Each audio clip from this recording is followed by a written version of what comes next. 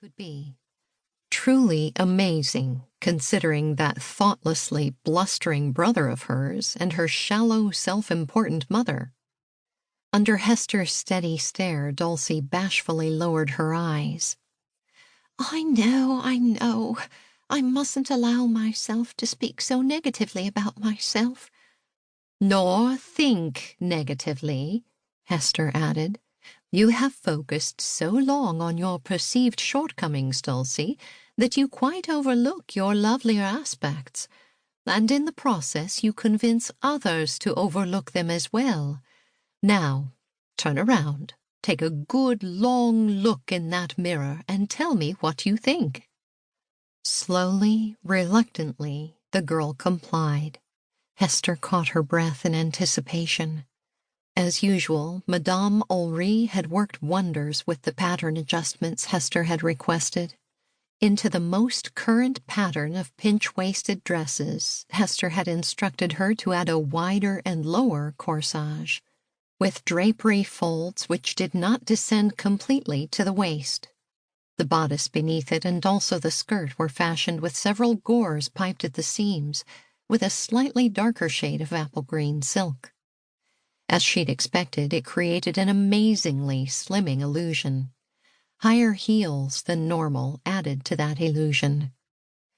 Dulcie's eyes grew huge as she caught sight of herself in the tailor's mirror. Her mouth formed a small, shocked O, and for a long moment she could not speak.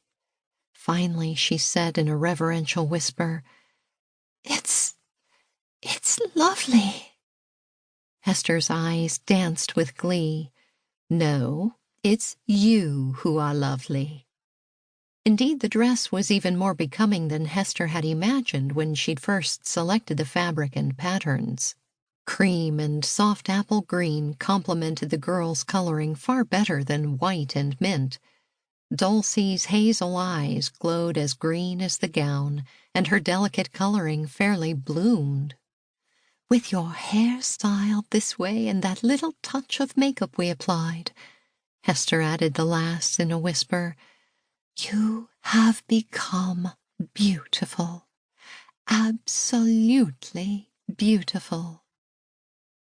"Oh!" That was all the stunned girl could say as she turned back and forth before the tall mirror. "Oh!" To Hester's satisfaction, a smile began to curve Dulcie's lips, first hesitant, then happy, and finally ecstatic.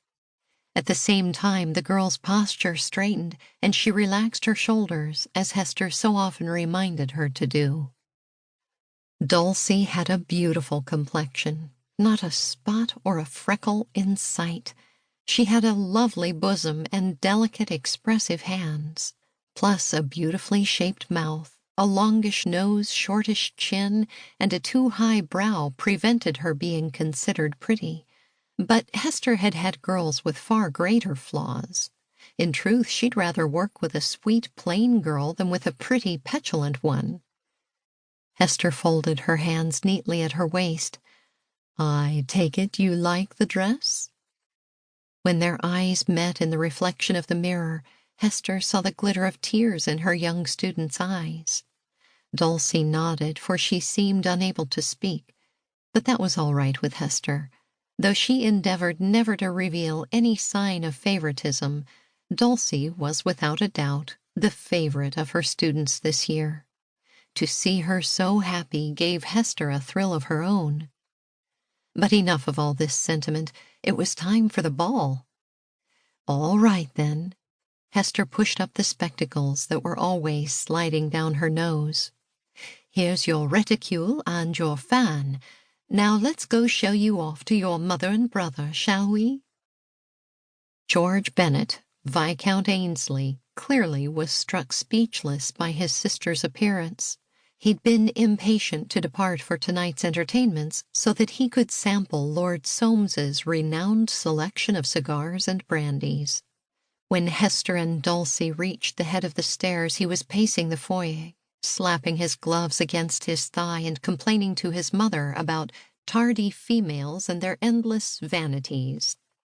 But when he spied Dulcie, his expression